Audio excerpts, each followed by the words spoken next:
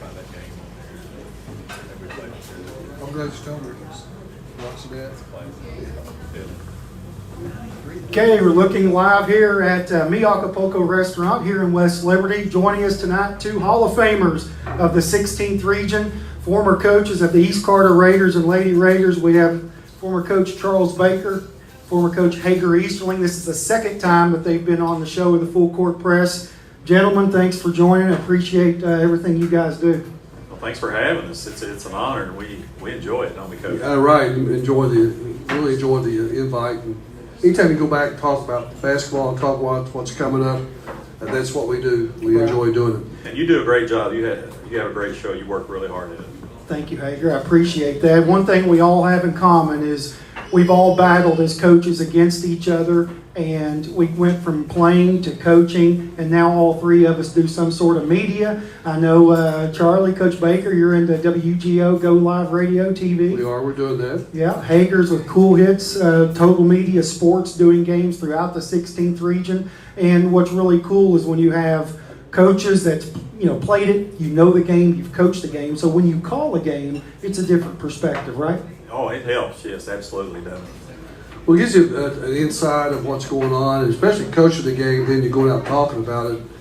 And then I was telling Coach on the way, Hager on the way up, and he sort of laughed at me a little bit. But I try to keep from coaching. Right. Keep your mouth shut. Let the coach make those decisions. It's hard for us old former coaches to not do that while we're on the radio or TV. Hager, what is it for you and your perspective that you really enjoy about calling games for Total Media? I think it just keeps you connected to the game, because we all know you don't coach for the money in high school. You do it because you love the game and you enjoy working with kids, and you still get to do a lot of that when you're broadcasting games. You talk to coaches, you get to interview coaches, interview players, and that just kind of brings back a lot of memories, a lot of enjoyment. Yeah, that's what it's all about. And tonight's show is going to be heavily focused on the 62nd District Basketball Tournament coming up here next week at East Carter High School in Grayson. But before we get to all of that, I really want to go back in time a little bit and let people know the battles that you guys had against Morgan County, especially from the coaching perspective. The year 1986 will ring a bell, and you was on staff also with Coach Baker, and that year you defeated Morgan County 4 times, and you defeated them for the 4th time in the 16th Region Championship game. Yeah. Take us back through that season a little bit and your battles against Coach George Bellamy and the Morgan County Cougars. Well, really, I just enjoyed just the coaching and competing. And George was a good friend of mine, and we just battled. But that game in '86 at the old West Liberty Gym, that was. We went back and watched that again this year. If you ever get a chance to do that, you need to watch it. I mean, it's true traditional high school basketball, and both teams. What was the score that we? What was the score? 93-87. I said there's a lot of points scored. I mean, and no three-point line. They didn't come into what, 88? Yes. Yeah. 3-point line. So, but to get back, one thing you're saying about us doing the radio and staying involved is just keeps you connected to the game. It also keeps you connected to people that you made friends at through the year, like Al back there. Remembering him being a West Liberty graduate in '65. But just keeping connected to people like that, that's a big deal too. I think those relationships has been what it's been a big part for me. We've talked about this before in coaching, and sometimes the relationships you make aren't always rosy the first time you get to know somebody, because you're battling so much, you're kind of at each other's throats a little bit, and then you become great friends. Good point. I tell you, Matthew hated me. Matthew Perry hated me. Matthew hated everybody didn't wear a Morgan County uniform now. But I've learned to go ahead and really appreciate his coaching and what he's done, the hard work he has done through the years, and I've got a different perspective of him as a coach. Right. We just battle so much, we just want to beat each other so bad. Absolutely. But I really appreciate all he did at Morgan County then. But anyhow, that's what, not only him, other coaches. Right. Even Roger Zorns. Even Rogers. Zorns. We still speak, so. When's that? Because the level of competition, man, we know everybody, you're out, you're doing anything you can to win a basketball game. Well, a lot of times back when I was young, I'll say this, probably shouldn't say it, but it's a personal thing to me. Yeah. You know, you want to win, and you put a lot of hard work in it, and you want to. But after it's over, and we talked and had some nice things, nice discussions. So everything's good now. Everything's cool. I want to say something about that Morgan County team in '86, Chris. You know, we were really good. Obviously, we won the region, but I don't think that team gets the credit for how good they actually were. That team was really, really good. I mean, man, they were hard to guard. Obviously, '93 to '87, but they were a really good team. And I think that's kind of been lost on a lot of people that, especially, didn't get to see that team play back then. Right. They were good. Local guys here: Chris Fraley, ring a bell. Keith Yep. Hembry. Yes. Was Ferguson on the team? Anthony Ferguson was the 86 or 84. Yeah, okay. But then you go to Pete Talby on that team, Jason Williams, Yes. John David, Charlie Keaton. So that team could get up and down the floor too. You better believe it. And they did. And it was full court press, especially in that little gym that we had over there. So trying to break a press over there had been really tough, right? Classic. That was just a class. People that never got to play in that gym. I mean, I'm not saying anything. Gyms today, the new gyms people built, they're great. Yeah. I appreciate them. I'm sure everybody does.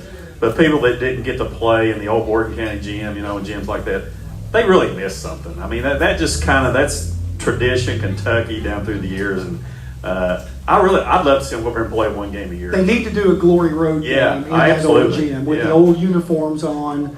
And get a lot of teams are doing that in Eastern Kentucky now. I know Johnson Central did that. We'll make that happen. Let's do that. We'll make that happen. Easton Morgan, let's play an old Glory game. Yeah. Yeah. He's serious. Yes, I'm serious. I'm on the board of directors that does that. We got Boyd County, okay, the old alumni gym downtown Ashland. Yeah. So we make it happen. We went down to Casey County about January the 16th and dedicated that gym. Okay. And the old gym, the original gym. Of course, they spent $7 million renovating it, so it looked like a pretty good gym. There, you got a promise. But we'll do that. We'll work on it next year. So you guys hear that? If you're watching on YouTube, or Facebook Live, or here at the restaurant, a throwback game. Morgan County East Carter, where the old school uniforms and the old gym. Man, that would be a lot of fun. But people haven't seen that. You young people out there, you should take a tour and go see that gym over there at West Liberty. It's unique. Absolutely, had to change downstairs and walk up and all that good stuff. All the way around. What was it? Did somebody's uniforms get burned or stolen? We weren't going to bring that up, but since you did. Let's talk about that. People want to know that stuff. Well, we came up there to play, and for some reason, Coach, you help me out here on my memory. I was playing now. I wasn't coaching with you when that happened, so I'm not that old. You're saying I'm older than you? I think that was your first year of coaching. I was. But they moved us out of that locker room we were in, and then they moved you guys in there.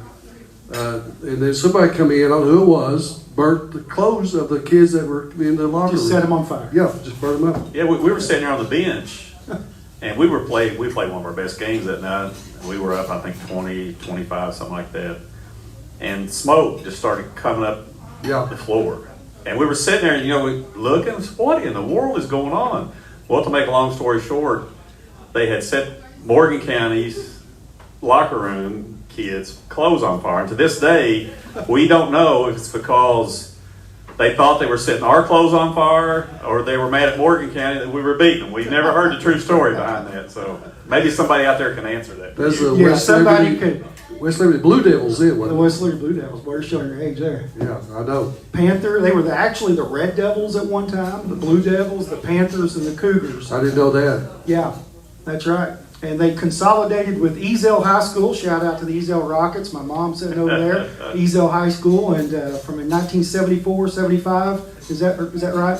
They consolidated in 74. In 74 to make Morgan County High School officially with that school right there. So a lot of good basketball here locally. Is that when they adopted the Cougars? That's where the Cougars came from, was when they merged with Ezel High School. But guys, the fun and the talk of those times are something that I wish all kids today knew those stories. That's why we do this, to tell those stories of what it was like. Because people think there were rivalries today. People don't know rivalries until our old rivalry really was Rowan County, especially in the 80s and 90s, and even when I was coaching, because Rowan was good, but we were too. You were in that district. We were in that district, Yeah. and when they moved us out of that district, we lost a natural rival with Rowan County. And boy, we picked up 3 rivals really quick in Elliott East and West. Yeah. Yes. But and for 20 years, this is the 20 years to the year, I believe, that we've been in the 62nd district, and it's been tough. Yeah, it has. And, they moved Fleming in, right, to the 61st. That Right. year they moved Fleming in and took Lewis out of the 62nd, moved him to the 63rd. Lawrence went to the 15th. Right, Lawrence went to the But 15th. that brings up another topic. We'll change gears here with you with your buddy, good James Collier. Yeah, He always bragged about how tough the 63rd district is, competition. yeah. Doesn't compare to 62nd.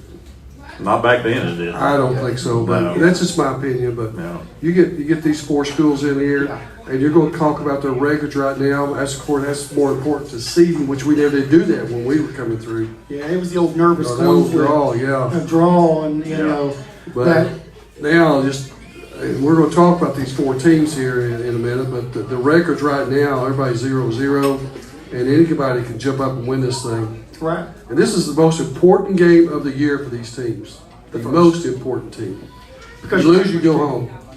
If you win, you get advanced and go to play at Moorhead. Back in my day, it was a financial thing with us too. We didn't want to think of it that way, but Right. it was a big thing because back then you didn't split the region with other teams. It's the 8 teams that were in the region. You're talking about $6,000 to $8,000 into your budget. Right. So this the game. Pressure was on Yeah. for coaches and teams to get to the regional tournament. Even when I was the athletic director, Hager was the athletic director at East Carter. We talked about that a lot. Yeah. Is the money's coming in and how important it is and was for our sports programs to make it. There were several years we didn't make it because we come into the district. Elliott got hot, and East wins it in 2010 with your son Brandon Baker, and it's just been such a competitive district year in, year out.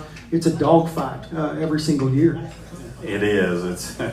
It's been so competitive, and Coach had me going back and looking through some of the district games, and it's amazing how many 1-2 point games that through that time that has been in the district. Right. First round, championship, and some really, really, really good teams. I mean, What do you notice about the scores? You look through the regular season, you see teams play twice, and you see Yeah. these scores. It's always condensed. always goes down. It always goes down when tournament time rolls around.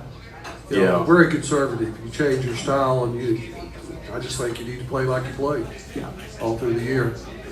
Yeah, you will actually have the championship game most of the time is higher scoring than the first 'Cause 2 everybody's games. uptight. Right, because everybody knows. I've always said first game of the district in basketball is the most excruciating, painful game in all of any sports in Kentucky. No matter how big of a favorite you are, because Yeah. a lot of times when you're the favorite, that's when you're the tightest. Exactly. Right? Because you never know what's going to happen if a team hangs around for a quarter and a half or gets to halftime just down 2 or 3. What's going to happen if somebody gets in foul trouble or gets hot? You just never know. Yeah, you get into that championship game, then you're relieved. You're going to Moorhead. The pressure's off, and you go out and play, and you see teams really get after it up and down the floor. Yeah. Let's jump right into it. Boys, 62nd District Tournament next week, East Carter High School. I'll start with you guys. I want to know your all's thoughts. People watching want to know your thoughts on the boys 62nd. Let's break down each team's as we go now. Coach Baker. I tell you, it's going to be even West. This is toss-up, and of course you're going to have to look. I think Elliott County, Morgan has a good shot. East has a good shot. They come in here at what's your record, Coach? 15-8. 15-8. So 4-2 in the district. it's just the teams that come in and everybody says, but you have no control of this. But who shoots the ball well, who dominates the paint and doesn't turn it over. And the fourth thing, of course, there's a lot of things, but stay out of foul trouble. Yes. Stay out of foul trouble. Get to your key players, make sure they're getting minutes out there. But right now, I think it could be either one of the four could do it. I like the way Morgan County played against East the other night. I really was impressed with them. So it could be them. LA County beat East at their house the other day. So, but don't count West out. I like, and Hager, you could attest to this too. One thing, ask you about this, first matchup with Elliott County and West Carter. The one thing that I like what West can do to match up with Elliott County that maybe the other teams don't do as well is physicality and rebounding the basketball. I think they've got some positions there where they might not score as great, but they can be disruptive. They're athletic. I think Brody Boggs has had a great year for West Carter. He does multiple things for them. You get a healthy Nathan Webb, Coach Webb's son, as far as how he shoots the ball and his IQ, etc. They've got some players on that team and some athletic kids that can really give you fits. And I think when they played Elliott last week or so, it was a 25-23 game at the half. Exactly, and I watched that game. You're exactly right. It was 59-43 at West, Elliott winning. That game ended up 57-43 up here that you're talking about. But it was 25-23 at the half, and Coach kind of touched on it. Again, this year, you're going to have probably favorites picked out, but this is the kind of district, it's a one-shot deal. Anybody in this district could fly up and beat the other team on a given night. And I think the key to an upset, for me, it's always been the same. I don't care who I'm talking about. If the underdog, which West is going to be the underdog in this game. Right. If the underdog gets out to an early lead, it puts pressure on that favorite because they know they're going home if they lose that game. So, to me, that's the biggest thing that West needs to do that now to have a chance to beat Elliott is to jump out to an early lead. I'll tell you guys something that amazed me that you don't really associate with Elliott County a lot. Did you guys know they're 11th in the state in team defense? Yeah, that's wow. That should not have snuck up on people, but it has. It has. And a lot of people, I think, historically don't give them the credit because they used to think all they used to do is just roll up balls, go shoot it because they could score. Yeah. But they can really defend because they're long. Absolutely. They got a space eater in the middle. Yeah, they are easily the best defensive And team. he is a good player.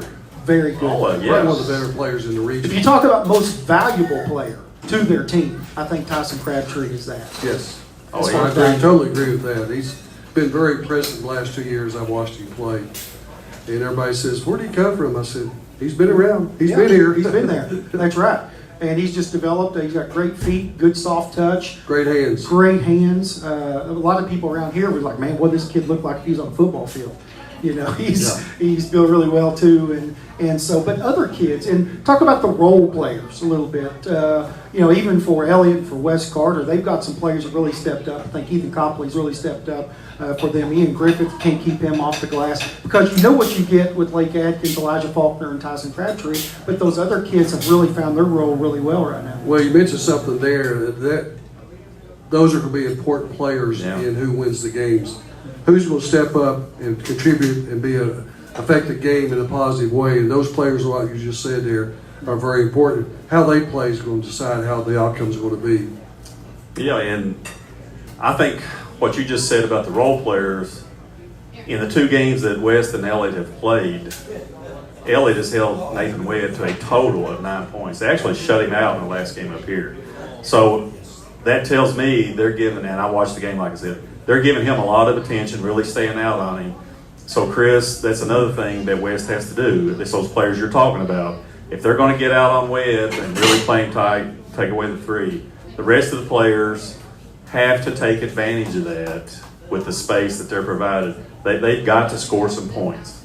Absolutely. And take care of the basketball. A lot of times, teams, you get up and then you start throwing it everywhere. We're going to talk here in just a minute, and we're going to do a little full court press, really. I'm going to ask you some pros and cons about each one of these basketball teams, but we kind of know as coaches, we've seen Elliott, we've seen East, we've seen West and Morgan. We kind of know what they're good at and not so good at.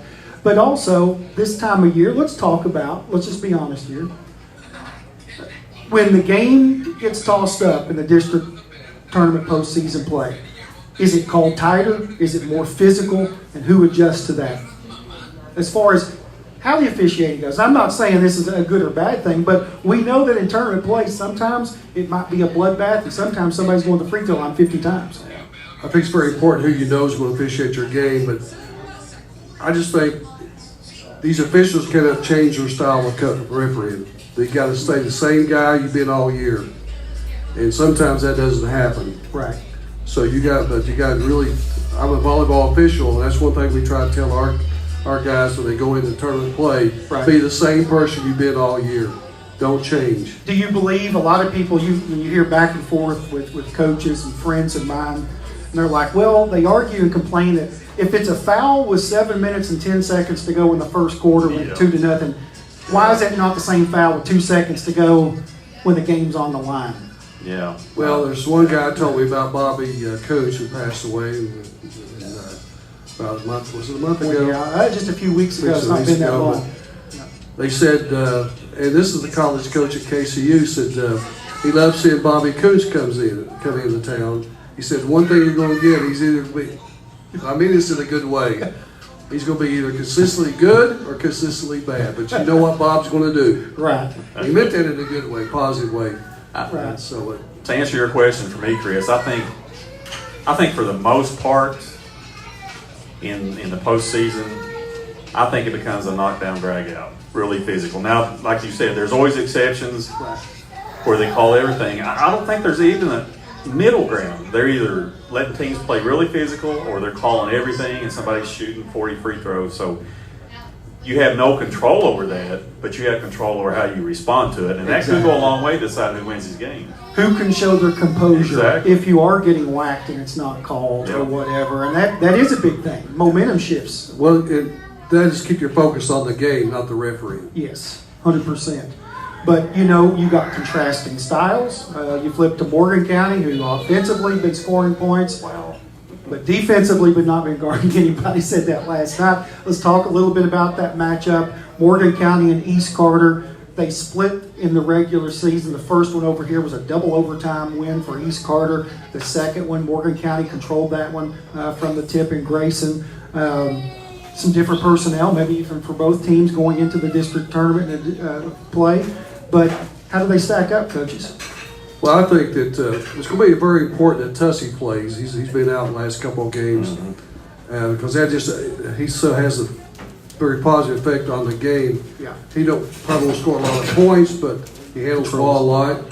And also rotation. You got your rotation. If you work all year getting your 8-guy rotation in, if you can take that guy out, then it's going to your chemistry's going to be messed up a little bit there. But I think it goes back to what we talked about earlier, and I hate to say this, but William Burton's got to stay out of foul trouble. McGuire's got to stay out of foul trouble. So it goes into those things. What's going to happen is going to be called, like we said earlier, close or let it play. Right. But it's going to be that's going to be a great game. It's going to be a great game. Well, obviously the biggest difference from game one when they played the game two was Aiden Barker getting eligible. Absolutely. Yeah. And this is in no way any downgrading Mr. Whitt or anything. I love watching that kid play, and he does whatever he can to help Morgan County win. But when he was in the game, you could help off him, really play the three-point shooters tight, clog the lane up. That way when somebody was driving, you're always helping off him. You could make it harder to score. Now with Barker in there, you got to guard all five of them out to the three-point line, which obviously spreads the floor, opens it up. Exactly what happened at East. I mean, like you said, it was Morgan County from the tip, and it wasn't close the rest of the game. But, wow. One thing that stuck out to me looking back at this, first game, Morgan County out-rebounds East 34-20. Or East out-rebounds Morgan 34-25. Second game, Morgan out-rebounds East 34-25. And that was a shocker, considering how much we haven't rebounded the ball. But I even said after the East Carter game, we really rebounded the basketball really well. It was probably our best overall game that we played. And you go back to East, they rebounded 33 rebounds a game, which is pretty good. Yeah. But it's hard to get Morgan out of their comfort zone. Just watching those guys play, they're pretty steady in what they do the whole game. From tip-off to the end of the game, it's hard to get them out of their comfort zone.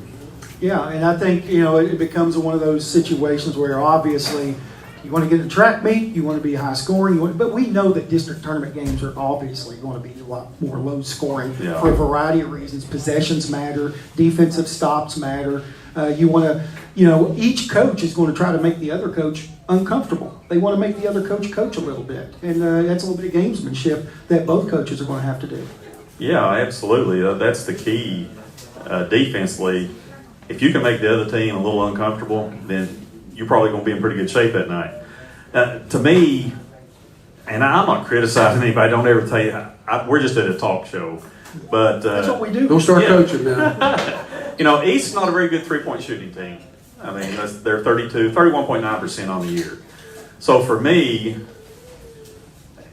if East is going to win this game, I think you got to put William Burton on the block. I think you got to get the ball to him often and early, and I think East needs to attack the rim the whole game. I'm not saying never shoot threes, but I'm saying they're shooting probably too many against Morgan.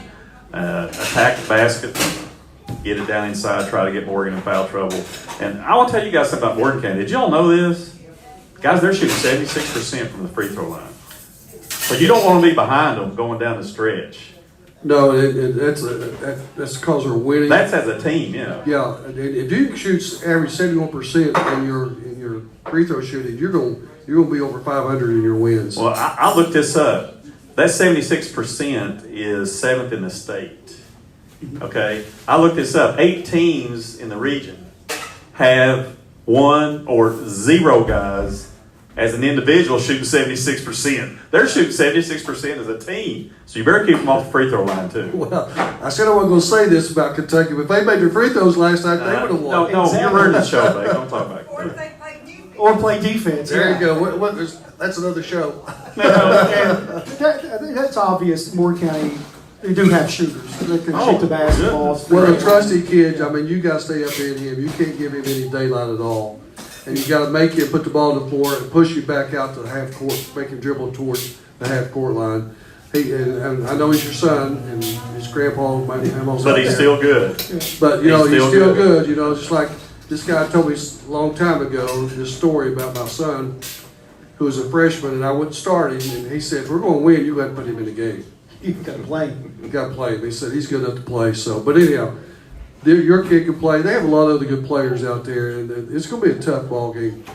Yeah, and it's the matchups and who capitalizes on what the other team gives them. I think you're going to have a good team go home that night. You're right. That could be competitive in the region. Absolutely, because when you look at things on paper, you think that either one of those teams, Morgan or East, even as a district loser, can go win a game and get to the semifinals in the 16th region. Right. Absolutely. But and you look at both these teams, those guys coming down the stretch, I mean, they're limping to the finish line. East has lost 4 out of 5, all of them by at least 12 points or more. Morgan's lost the last 3 now. Yeah. So somebody's going to have to pick it up when we get to. They're probably playing Wednesday night. Yeah, Is that I right? think Next so. week, yeah, they play Wednesday night, 6:30. So I've seen that. I know Coach has too. I know you have. I've seen teams go into the district red hot and lay an egg in the first game. I've seen teams go into the district like these two teams are, limping in, and just play great that first game. It's high school teenage. Well, here's an example of that. It was 20 years ago, 2006, first year that we're in the First year. 62nd district. Coach Perry and I and Coach Gamble, we had a phenomenal basketball team. Really? Maybe Yeah. the best Very overall good. defensive team we ever had. I would agree with that. 22-3 on the season. We were 12 points away from being undefeated on the season. We had no jealousy. We had no parent problems. We had the most perfect season, the best team in the region. No parent problems. No parent problems whatsoever in 2006 at all. Nobody griped about playing time or shots or anything like that. Perfect season. And we went to scout West Carter against Greenup County. Right. West Carter couldn't play any worse. They had team turmoil. They had kids, I don't think, went to practice a few days. Yeah. But you know what happened? We played them. We didn't overlook them. But for 32 minutes, they played the perfect game on our home floor, and we got beat. See, these are the intangibles we're talking about when you come in that first game in district play. Yeah. You just don't know. You don't know. And it like you said, you can be hot, you can be playing terrible, you can be a team turmoil, you can be this and that. But when you're 32 minutes away from your season, careers and things ending or advancing, you never know. A good coach, who said this? In order to win a region or a district, you got to have 3 things. You got to have a good call, a good draw, and a good bounce of the ball in the regional That tournament. sounds A right. good draw, a good call, and a good bounce of the ball. The draw more than anything. The draw more than anything. But there's only going to be 3 teams guaranteed to be in the region. And I'll say this, you guys agree or disagree, but it's going to be Boyd, Ashland, and Round. They'll be there. All these other schools, it's a toss-up. Even the 63rd, Yeah, but the I'm 62nd. talking about all of them. Yeah, all of them. It's Yeah. you really don't know. Let me ask you this. Start with Hager, and then I want to ask this. What's the Achilles heel of each of the boys' teams? Start with Hager, of Elliott West, Morgan, and East Carter, and I want you to answer the same thing. What's the one thing that you see that really this team doesn't do as good, gives them problems going into this tournament? Well, for LA County, I would say just in this first game, they've got to guard against everybody telling them, hey, it's going to be an easy game against West Carter. I think they really have to guard against that because they're kids. Right. They're teenagers and they're going to listen to that. But, you wouldn't think this about LA County. They're not a great three-point shooting team. They are against us. Yeah. They're Yes. 29.8% on Yeah, here. that's what I'm saying. We're seeing 29. Yeah. Every time we play them, it's just boom, boom, boom, boom. So I would say that with LA. With West, to me, it's consistent scoring. They always play hard. They'll fight. They had trouble putting the ball in the basket on a consistent basis. And the free throw shooting, they're just 63% from free throw line. With Morgan County and East Carter, to me, it's the same thing for both teams. Daggone, somebody's going to sit down and play some defense that night. Thank you for saying that. And that might be what determines the winner, Absolutely. guys. Which team is going to decide to sit down and guard people? I've been watching a lot of their games. They're giving up so many. It's not like teams are making tough shots against them. They're giving up so many just easy shots, layups. My goodness. Whichever team sits down and plays defense that night, I'm going to say they're going to win that game. Well, I think you got to bring your defense with you. It travels. And if you don't guard that night, you're going home. Yeah. With LA West County, Carter too. with LA County, I think they like to gamble a lot on defense, but they're pretty quick, and sometimes you got to realize what the score and time is on the clock. And but getting it to that big boy in the middle, Crabtree's got to be very important. But you got West Carter. I think the Webb kid's going to have to get out. His dad's got to figure out a way to free him up off some side screens, back screens, but you got to get him a way to get open and help him get open because of his injury. He's not going to take a kid off the dribble and get open. He's going to have his teammates help him get open out there. But if they don't, those other kids are going to have to score with that space they're being allowed. Right. Yeah, they got to. I just think you got to get him involved in the game to make it, the other team to be honest on their defense. Morgan County rebound the ball better. Transition defense got to be better. You got to find McGuire against East coming down the floor because he's going to blow down the floor. Yeah, he's going to dunk it two hands on you. And the Carly kid's playing very effective too. Shoots the ball really well as a freshman. Excellent passer. You got to find him. East Carter, coach said, I think they got to guard better. They got to stay in front of the ball. They got to keep the ball between their shoulders and not let this guy get to the rim. You can't play beside of him. You got to make sure you get in the basket lane. Now, talked about all the negatives there. Positives. These teams have got some positives. Hager, what's each team? What's their strength? What can they capitalize on? Well, I've already mentioned it. For me, with LA County, is their defense. They're the only team in the district that's got a more than 10-point spread from what they're averaging to what they're allowing. That's 61.6, 49.2. That's really good, obviously. So for me, that's it. For West Carter, I like the way this team fights. I mean, I really do. I think it's their fight. They've got to go into that game. Hey, we're going to fight for 32 minutes, guys. We're not backing off. It's 25-23, like we said the last time they played. Okay, this time we're going to be close to half, guys. Jeremy's going to tell them we're going to come out and play a good second half too, which they didn't do in that game. For Morgan County, golly, they've got a lot of positives to me. They shoot the ball so well. They're also, guys, they're 11th in the state three-point shooting percentage. They shoot almost 40%. As a team again, a lot of teams don't have somebody shooting 39%, one individual. But to me, the biggest thing for them, and we kind of touched on already, when you put 5 guys on the floor that can all score the way that they can, that makes them really difficult to guard. When those 5 guys are on the floor, the spacing is so good. It opens up driving lanes. It opens up drive and kick. To me, that's the biggest thing. 5 guys that can really score the basketball. And For East Carter, Coach kind of already touched on this. They're the leading rebounding team in the district at 32. They're the only team that's over 30 in rebounding. Was I wrong on 33? Well, it might Just be. shy. I didn't have last night's factored in because I got these in that, so it might be 33, Coach. But yeah, they're going to have to get up on the glass to do that. They're going to have to really go to the glass hard, contest every rebound. Like we said, Morgan out rebounded on that night 34-25. Big reason why they won. They beat Morgan 34-25. They had Morgan on the glass. Well, I think with Easterling County, their biggest positive is Atkins. If he stays healthy and gets to play, and he's just such a positive influence. He has more impact on the game than anybody. I know Crabtree does too, but this kid does it all. He guards it, he rebounds it, he gets down the floor, he handles the basketball, he can get to the rim, he can play below the free throw line and make you and punish you either scoring and going to the free throw line. He's so crafty. He's such a knowledgeable I just love that offensive kid. He player. can play. He's very crafty. This kid can play. So that's their positive, I think. I think West Carter with West Carter, they play hard. If you don't play hard for Jeremy Webb, you don't play. That's right. Exactly. So that's one of the strongest suits they'll bring that night. You're going to have to beat them. They're not going to come in and just say, hey, well, okay, I know we're going home. Right. You're going to have to beat them and cause them to come out and make mistakes. And you're going to have to be ready to play. If you're not ready to play, you're going to lose. Absolutely. Morgan County, they just stay so focused the whole game. All their players.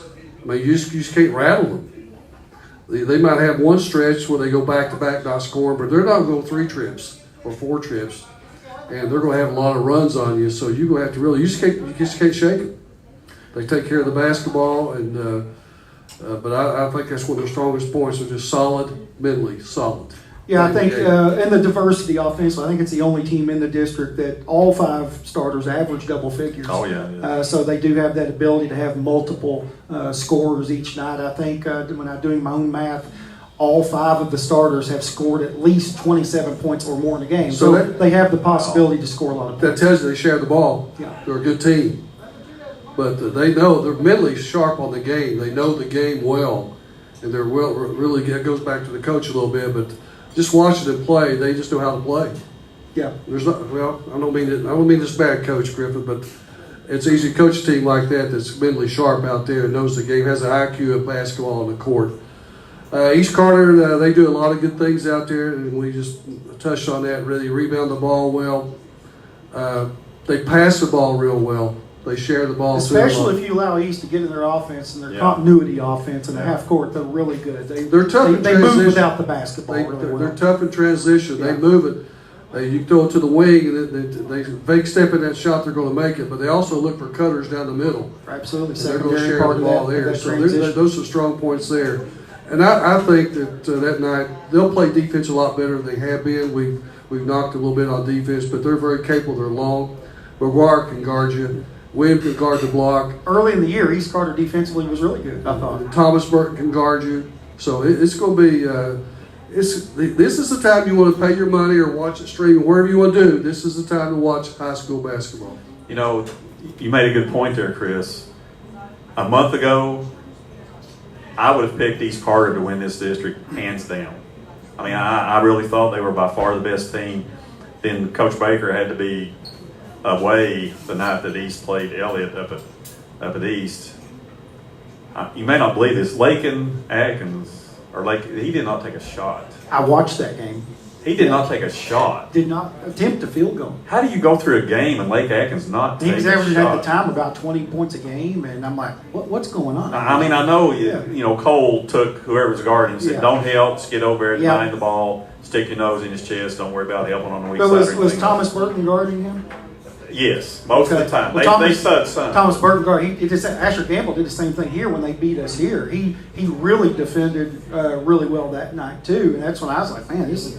If EKC Defensive Player of the Year, let's give it to this kid right here. Yeah, If they you have know, that. so, but, you know, things have changed, obviously, down through time, and it's pretty even right now. But a month ago, I'd say, well, the East is the best team in the district. Yeah, it's going to be really fun. The atmosphere is going to be a lot of fun. Yeah. The district tournament meeting, I think, is coming up tomorrow. Is that Yep, correct? it is. 11 o'clock at East Carter. Yes. Do you think there will be 32 people there with a couple of sheriff's deputies like in 2008? Ooh. That was exciting. Do we want to? You want to tell that story? That wasn't just sheriff's deputies. Media was out there covering that district meeting. You never see media from Ashland covering. People wanted to be at the 62nd district tournament meeting when I was the AD and this guy was the AD because we had a Controversy. We had a controversy Yeah. that resulted in me coming back here, talking with my superintendent, Joe Dangole, talking with the KHSAA, and then ultimately driving back to Grayson where I met you Yeah. and your principal in the principal's office. Yep. And then what happened? Well, that all came about, first of all. I don't know how many people remember eating at the old Shoney's there in Grayson, but it was still open then. That's where we had the meeting. They had this huge back room back there. I don't think you could have got another person in that back room that day. It was packed. Oh my goodness. But that year, Elliott was the top seed in the district. We all finished in a three-way tie. Three-way tie, right? And there was some dispute on how to break the tie, whether it was 2 teams or 3 teams. So it ended up, West ended up as the 2 seed, and we had to flip a coin in my principal's office. Yep. And needless to say, I never, as a kid growing up and now to this day, I never was good at flipping coins and winning. You let me call it. I did. I shouldn't have. I was nice, but and then We're going to take you to Vegas more. I did, and we ended up playing LA County in the first game and got beat. But I never was. I never could handle that coin flipping. Still to this day. So Hager looks at me and the principal says, "Here's the coin." And was it Donald Dameron? Was he the principal? Donald Dameron, yes. He looks at me and says, "If you win it, you get to keep the coin." So he says, "Call it, Chris." And I called tails. It was tails. I grabbed the coin as quick as I could get it. And ran out the door. And ran out the door and went back to West Liberty. No, he really did. And then I remember going into practice to tell Coach Perry, and he looked at me and he had that look like, because I had the look too. I was really stoic and like, we got the seed we wanted. So now here's the interesting part. We got what we wanted by winning the coin flip. Yeah. We get West. We played West. We yes. played West. Morgan County could not have shot the basketball any better in the first half. Right. We made a half-court shot to end the quarter. Like we were shooting 75%, but only up 2. Yeah. Anytime you shoot it that well and you're not blowing somebody out, you better start worrying. You're probably in trouble. And after that, it was all downhill. But anyway, we lost the game, but we had a chance, and that was part of the administrative fun back then. Well, that was the big deal about the tiebreakers because whoever ended up in the 4th seed, which ended up being us, had to play LA County, and that was during LA County's heyday. Nobody wanted any part of that. Yeah, they were. Is that Timmy Nip still? Was that his era? Yes, that was gracious. Yes, all Ferguson, all of them. Yes. Unstoppable offensive team. Yes. Speaking of offensive teams, Was that 2009? 8 or 9. 8 or 9, yeah. 2008, but like I guess it was packed in there. Oh my goodness. And you guys that were talking, I was there listening just to be a participant or just a listener. And we talked boys basketball. Well, the guys that were girls coaches at LA County at the time, they were trying to throw their 2 cents in. And I turned around and said, "Guys, this is boys basketball. You guys just need to be quiet, have no input." I don't think you said need to be quiet. Well, I'm trying to be nice here. I think you said shut up. I did. Zip it up. People don't know what the athletic administrative meetings like behind closed doors. Yeah, they don't. Especially at the regional level, when you start talking about regional things and administrative things going on. There were a few years their athletic directors were pretty upset at some things and addressed issues. Oh yeah. And people don't realize what you have to fight for to make things great for these kids in these high schools in postseason play. And now it's a big money issue. Yeah, and those meetings aren't anything now like they were back when we were AD. Those regional meetings, yeah. Now it's pretty much when you walk in, everything's pretty much already agreed on, and everything. But how's the food? It's usually breakfast. Okay. Now, and it's pretty good. Yeah, it's not bad. But now, too, speaking of administrative stuff, the big thing now, you go to the regional tournament, you remember the old days where you might go 4 or 5 hours and not know who you played yet because information didn't travel like they do it as it does now. You have all the different media coverage, whether it's My Town, Cool Hits, or whoever, and people know on Twitter or whatever instantaneously what the brackets are. But it's still a nerve-wracking event, drawing those pills out of the pill bottle. Absolutely, it is. And you're right. Almost, 30 seconds after the draw is finished, the draw is out on social media now. It's sitting out in it, so everybody knows. Big difference. Because used to you go back, who'd you draw? You go back to school, so big difference in it. Let me ask you this question too. Maybe you can tell the viewers. There's one big question that wants to be answered tomorrow, and I'm an advocate of. The 62nd District needs to live stream the event. I am a firm believer that they need to live stream for a multitude of reasons. What do you guys think, and can we try to make that happen with our athletic directors voting that in? Will that be decided at the meeting It tomorrow? should be decided tomorrow. Okay. Well, I've heard the rumors it's going to happen. Good. And that I think it's good for the sport. It's good for, how can I say this nicely? People old like me, they can stay home and enjoy the game and still they see their grandsons playing. Or From all over kids. the country. Yeah, everywhere. Well, like people in Florida. Yeah. Mm-hmm. We got kids that their grandparents live in Florida. Yeah. They can watch it. We got a kid that lives, their family lives out west. They can watch it. So it's a lot of people make connections with that. So Right. And the biggest sticking point on that, obviously, is there's a lot of administrators saying they're losing money. That's the biggest sticking point in streaming, that people are staying home. And it might affect it a little bit, but you can't tell me, because I watch the crowds and the games, and you do too, and so do you.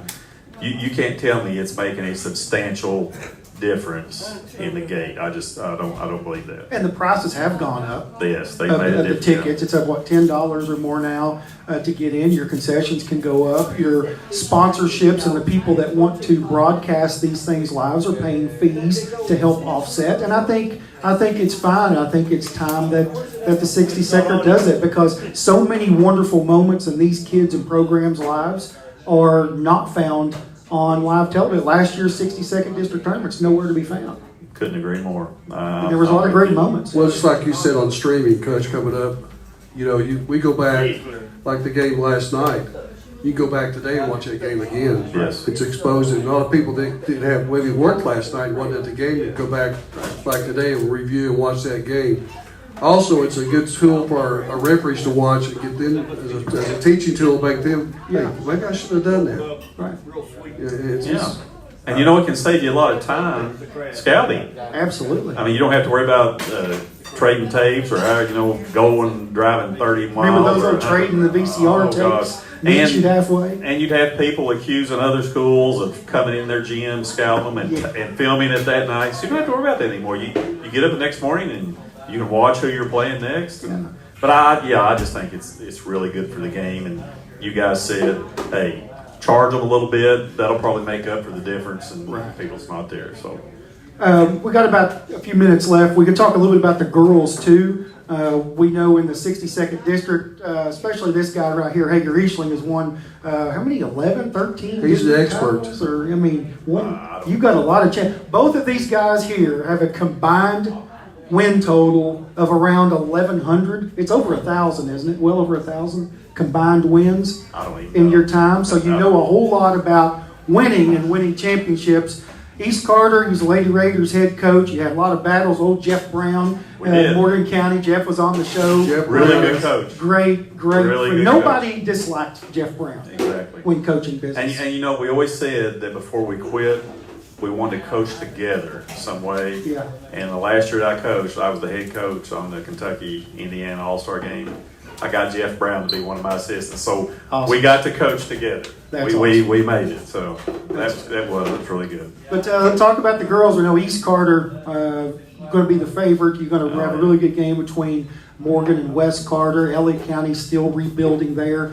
But it's always going to be competitive. That championship game obviously is going to be very competitive. Yeah, I think so. And I want to say something about LA County, too.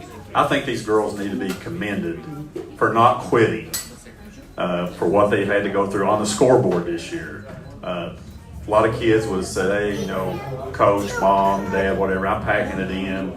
I'm not going through this. They've got 10 kids on the roster. I think 2 juniors and 1 sophomore. The rest of them, the other 7 are freshmen, 7th and 8th. So kudos to those kids. I just want them to know that for sticking in there, sticking it out, coming back in there. Because, it's not like they're losing close games. Right. They're averaging 14 points a game for the year as a team. That's what they're averaging. So kudos to those kids. Yeah, it's going to be an easy win for East Carter in that first game. They beat them 84-7, I think 84-28. But the West Carter-Morgan County game could be a good one. Morgan won up here by 15, but at West there just 2 weeks ago, it's 55-50. Yeah. They won by 5. So that could be a really good game. And Lakin Griffith, who played at LA County, played on the team in 09 that went to the regional championship game, is now the head coach at West Carter. Okay. Yeah, she was Lakin Griffith then. She's Lakin Flat now. She's done a really good job with those kids. That'll be a really good game now. Well, West says early in the season they played East pretty good. The Yeah. girls team. That's going to be a toss-up. I think it's going to be a pretty good game. And West is very capable of beating Morgan. Morgan's pretty good. Yeah, they are. But I think West is very capable. You better be ready to play. Morgan had really East beat at East in girls, yes. and they had the free throw snafu there Right, on the yeah. foul when. Where is Derek? I want to talk to Derek Yeah, about that. Derek, where are you at, by the way? We're talking But I want to jump on what Hager was saying about LA County. The players, yes, need to be commended, but that coach, Abby Atkins, yes. I watched him. His body, he's so positive. Those girls. They played East the other night. I think it was last Wednesday. He had 8 players. Yeah. So it's We're just. talking yeah. So they, him staying there and keeping that program going. We don't want him to quit. We want him to stay in there, and they're doing a lot of positive things. And I think the administration there is supporting him and supporting the girls. And that's good. East Carter, when I watched them play, it's very athletic girls. That can shoot and defend and do some different things. And it's at this point in juncture, it's all about matchups. Yes. And sometimes I might can beat you, but I can't beat him. But he can beat, can't beat you. Or That's vice very versa true. Very true. Because of the Matchups. matchups. And Morgan does possess a couple of twin towers and some size down low. Lily Littrell and Emma Klinger and Oh yeah, good players. Really good players. And then Sarah Jenkins. They've got some pieces to the puzzle. They take care of the basketball. That's another team that win or lose as far as a district championship or runner-up that has the chance to also win in Morgan. Oh, I couldn't agree more. I did the game on Total Media when they beat Braceland in the All-A finals. To me, in that game, and then also if Morgan advances to play East, to me the key for Morgan County is Gracie Hampton staying out of foul trouble. I think she has to stay on the floor. She's a leader of that team. She runs the team. Really good defensive player. I'll tell you how important she is in that All-A game. Derek left her in the game in the first half with 4 fouls. All those fouls, that's right. With 4 fouls. That's how much he trusts her, how much he needs her. And then you mentioned East. To me, from watching all these teams, East is probably the second deepest team in the region behind Ashland. I think they have the most depth of any of the girls' teams next to Ashland.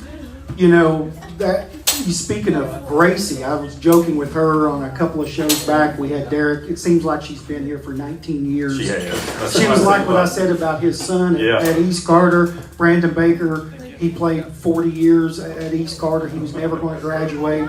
She was that way, but she's such a good. Yeah, she does. Is physical, can do things. And like you say, when you take one piece off a puzzle, sometimes let's say this team returns 4 starters, but that one piece is really important. Sometimes you might not be as good with 4 back because that one was so important, especially when it's a point guard. Oh gosh, she played really well that game. Those kids were so happy that night. It was so much to fun. Nothing against Raceland. I like all the kids, but it was fun to see those kids celebrate. If I'm remembering this right, I think that was Morgan County's girls' second time they had won the All-A. Yes. The other time they won the All-A was by Coach Jeff Brown. Jeff Brown, that's right. Yep. We went to watch him play. They played in Frankfurt, I believe, in 2014. And I remember he got they poured water on him in the gym floor over here that night when they got back. And I told this story too, that Joe Dan Gold was our superintendent. I know Joe. Joe Dan was a wonderful person, and he was a great to this community. And a lot of people don't know the impact he had on the civil rights movement when he was at Mississippi State. It was a really big story that people need to research. When he came back to sometime. Kentucky, his first stop was in Fleming County. Yeah. In That's right. Mississippi State, yes. Anyway, when Jeff won that tournament, the All-A, Joe Dan called me in my office the next day, and he said, Chris, he said, what kind of cigarettes does Jeff smoke? I was like, Winston Lights in a box, I believe. And our superintendent went and bought him Winston Lights in a box and delivered it to him at the high school as his gift for winning the All-A. So I thought that was pretty funny, pretty cool. That is. Let me make my last comment about East Carter. I didn't want to comment on them, but they're pretty good. They guard you. They rebounded. The Walker kid's very good. Yes. But they had, like Coach, I'll say what he said, the depth there. They play about 8, 9, 10 kids. Right. So the foul trouble's not going to hurt them that bad. It's all about making baskets, rebounding, taking care of the ball. Before we go here, I want to ask you all a couple of questions, but what are the 3 most important things for teams to do in postseason play to win? 3, if you had to have 3 key points just in general. They might be Captain Obvious, but you as a former coach. My thing is don't let a non-player beat you. Sometimes you have people that you haven't talked about, and I've had that happen to me before. Ashley's done that to me before, but you want to make sure you're guarding everybody, play everybody honest. Of course, all the obvious things, the turnovers down, rebound the basketball, and guard the ball. He said just 3 now. You named 12 already. You got to cut that to 3. You got to go back to 3. He's getting on the chalkboard. There you go. We got to do all these things, guys. Yeah. 3. Okay. Yeah. All right, give him 3. I'll give you. He take 3 of those 12. 3 of those 12. What about you, Hager? You know, we talk about all these other things, and they all are important. But to me, it still goes back to basketball. You got to make shots. I mean, you have to make some shots. That's why it's called basketball. One year we were in the region playing Ashland. We were the 2 best teams. It was 33-32 final. That game was 18-7 at halftime. That's We were a rock 18-6. fight. Yeah, making shots to me is the number one thing. You have to make shots. We already talked about one of them. You have to stay focused on what you can control. You can't whine and complain about the officials. You can't let that get in your head. Okay, hey, focus on what we can control. And then to me, the third thing is the coaches have to find a way to calm their teams down. Hey, let's go out and play the game. Yeah, it's a big game. You're going to play your best today. Focus on just playing basketball. Don't worry about it. It's the same things we've been doing all year. So they've got to get them in that mindset. Well, I want to say one thing. What you just said. When I coached, the first thing I looked at halftime before you got in the locker room, the shooting percentage. That would tell you all things you needed to know about what's going on. How's your team shooting the ball? Means a lot. Yeah. Put the ball in the basket. But then on the other side of it, some teams better learn to guard. Yeah, there's 2 of them. Because you got to get a stop, right? Yeah, right there. You, when that one time, I remember when Bill Mike Runyon of Paintsville, and they had that documentary on ESPN, and he was in the locker room, and he said, Stewart, would you just get me one God-blessed rebound? That's all I want is just one rebound. And, one stop in a game, that's a difference in a lot of times. Can you buckle down?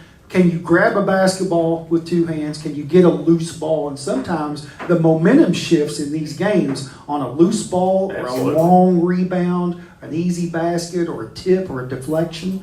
Well, Tides turn. Chris, you're absolutely right, because basketball is a game of runs.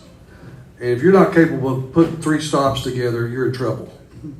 I mean, Yeah. if you can't stop the team 3 times down the floor, then you're not going to win. Okay, let me ask you a question before you quit here. I don't know if you're probably getting ready to quit. Let me ask you this. I don't know if you saw the advertisement he did, the poster and everything. All right, go ahead. Yes, I did. I know you guys have seen it. I Rex thought it was great. Rex Cooksey watches this. Oh, he'd be all over this. You need to put that out somewhere because you do. I mean, that's a fantastic job. It looks great, and I think I look exactly like myself on there. The only question I have for you is, why did you put Robert Duvall on that poster? Oh my goodness! I thought we were your buddies. That is Robert Duvall. That was AI version. Oh, okay. Of Robert Duvall. I got really AI happy. I didn't know he ever ChatGPT. coached basketball or Robert Duvall. I thought he played in the Godfather movies and stuff. He's a handsome guy. That's right. Well, I tell you what, I told you I made you guys look really good in that. You did. Man. We look young. I looked really young, and speaking of Rex Cooksey, I know because he watches this all the time. He talks about it all the time, and you talk about stories. And one thing, we might go a little bit long here. It's okay. Is one thing we've got to do. All right, we've got to do this before it's all said and done because we've talked about this before.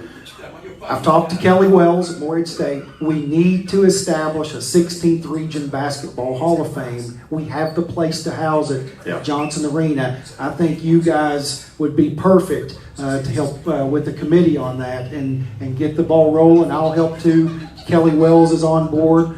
Let's try to make that happen in the next year. I think there's so many great former players from all of our schools, and to have it housed at Johnson Arena, and then be able to induct new classes in between games during the regional tournament. What do you think? I completely agree, 100% behind you. There's been so many really, really good players come out of this region. And I think the 16th region has kind of been looked down on a little bit as far as the rest of the state goes because of a lack of success at the state tournament level for a lot of years. But it seems like 16th region is always getting just a terrible draw at the state tournament. They're drawing the best team almost every year. But I completely agree. I think that's a great idea. And you know what? You're the person to get that ball rolling and make that happen. All right, well, I'll try to do it. I'm retiring in 65 days myself. So, are you really? Yeah, I'm retiring from education here on May 29th. So I'm going to join you guys, right? Yeah. So one last question before I get to thanking my sponsors and thanking Perfecto here at Mi Acapulco Restaurant. One big question, a basketball question for boys and girls. It goes into effect next year. Your thoughts briefly on the shot clock being implemented in the game. You want me to go first on this? If you want to. Well, I'm for the shot clock. Okay. I just think it's going to cause a financial hardship on schools, but more than that, getting somebody to operate those things Accurately. Accurately. So it's going to involve a lot of more trained people, but I really like the idea. I really do. Well, you're being negative about it. They really like it. You're just coming off with some negative comments there. I'm going back and forth. I'm arguing with myself. Yeah, finances. Yeah. What happens whenever it gets reset and the official doesn't, and if it doesn't hit the rim? Do you lose a game that way? We know that fans go nuts, and we've got some passionate fans in the 62nd. We do right here in Morgan County. What happens when there's a shot clock violation that's not called? Well, okay, first of all, to me, that's just like any other missed call by the referee. That happens throughout the game. That's going to happen sometimes. Okay, don't cry over it. Just deal with it and move on. I've been arguing for a shot clock ever since I moved over to the girls in '97. I think it will be the greatest innovation in high school basketball since the three-point shot went in. I hate sitting watching a team get a 4-point lead with 4 minutes to go and start holding the daggone basketball. Right. The fans hate it. I think the shot clock will bring more fans out. I think it's going to increase the pace of play. And I honestly believe this, that if you polled the players, boys and girls, that they would tell you they would rather play with a shot clock than hold the ball for 4 minutes. There you go. So in your 33-32 game, what happened? Neither one of us could make shots. Like I said, really, those were two great defensive teams. Right. They really were. And not only did neither one of us make shots, we didn't get very good shots. So wow. I'm going to have some closing thoughts after I go over my sponsorships. I'll read those to you, and I have a couple things I want to say to you guys for joining the show. It's been so much fun talking about these teams. But I also want to thank Mi Acapulco Restaurant, 743-1316. It's a great place to come. Perfecto, the gang's really helped us out, being a great host. But also my sponsors, Start First, Bank of the Mountains. They are the area's only family-owned bank. Bank of the Mountains is proud to be your local bank for more than 50 years. We reinvest local dollars to help the communities we serve grow stronger. Our commitment to putting you and the communities we serve first. Stop at our offices today or visit online at botm.bank. They're a member FDIC, equal opportunity lender. Bankers hours, we all know what bankers hours are, especially on Wednesdays and Saturdays. Also, Dr. David Fugit, he's Doc Grassy Creek on Twitter. He's one of the best Twitter follows out there. He's a world-renowned veterinarian, one of the best clinics in all of Kentucky at West Liberty Veterinary Clinic. They've been serving the hills of East Kentucky since 1963. They're pleased to accept small animal walk-in appointments. Call anytime to schedule small animal surgeries or appointments for large animals. We look forward to serving our community by helping your furry family members. 743-3776 or visit westlibertyvetclinic.com. UK St. Clair is proud to be expanding access to health care in northeastern Kentucky with new services like endocrinology, plastic and reconstructive surgery, and orthopedic spine care. UK St. Clair is putting the community's health and well-being first. Advanced medicine, trusted care with UK St. Clair. Vicki Ofield of Paragon Partners Real Estate. She is burning it up in the real estate market. Did you know, Mom, that Vicki sold 79 properties last year alone? You know her very well, spent a lot of time at our house, former principal of Morgan County High School, and the first to go to the state tournament in tennis in Morgan County. She's a wonderful real estate agent, so if you need help buying or selling a home, be sure to call Vicki Pelfrey Ofield, a lifelong resident of Eastern Kentucky. She knows the market and is always available to take your calls or texts. She takes pride in making sure her clients are given the respect and attention needed to help them with one of life's most important decisions. Look her up on Facebook or call 606-477-0836. Commercial Bank, from opening your first savings account to your purchasing your dream home, Commercial Bank is with you every step of the way. Proudly serving our members and friends and neighbors of West Liberty for over 100 years. Commercial Bank, where friendliness prevails, member FDIC, equal housing lender. What a great bunch of sponsors I have. And also, you can't forget Ison's Insurance Agency. They've been doing it for Big Al. You retired from Ison's Insurance Agency. Do you know when it was established? 70. You and Paul Ison go way back. 77, I believe. 77, John Ison. All licensed agents. They can do anything from farm, home, life insurance, all policy, independent agents. I remember back when CK used to make fun of you and call you Big I, the big independent agent. You remember those days? So give Ison's Insurance a call, 606-743-4472. Is that correct? Off the top of my head? That's pretty good. I know my numbers, don't I, Mom? Right? So one of the last things I want to say, what a pleasure it is to have you two gentlemen. I look up to both of you guys tremendously, and I appreciate what you've done in mentoring me. Well, we appreciate you. I want to make a comment before we go about Rex Cooksey. Yeah. He's had some health issues. I talked to him last night. He's had open heart surgery, and he's doing good. He's at the game last night. Good. And they had a blockage going on there. It was a long story, but here's Rex. This is Rex right here. Rex says, I come out of the operating room and go back to the room. My wife comes in and says, well, your color looks better, but you're still ugly. That's Rex. I don't think she said that, but that's Rex and his stories. Chris, really appreciate you inviting us up. We could do this show for 3 hours and still Absolutely. be talking, without a doubt, couldn't we? You do a great job at it. And you work so hard at it. I mean, you really do, and it's appreciated, and it keeps us all connected, and it keeps us connected to the game and to the kids. And just thank you so much for having us. Well, it's been a lot of fun, and let's watch a lot of good basketball next week. I'll be watching you guys and your calls as you guys do games on TV for WGO Go Live TV Radio or Total Media Sports Cool Hits. You know your schedule yet of what games that you'll be doing or regionals and all that?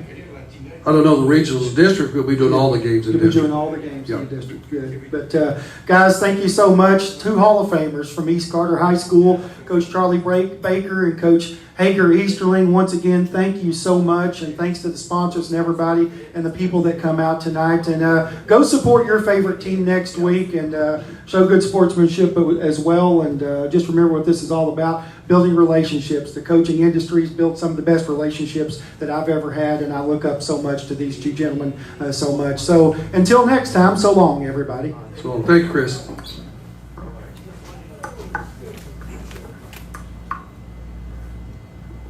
That was great, man. Thank you. That really was a lot of fun. That was a lot of fun. It was. It was a lot of fun.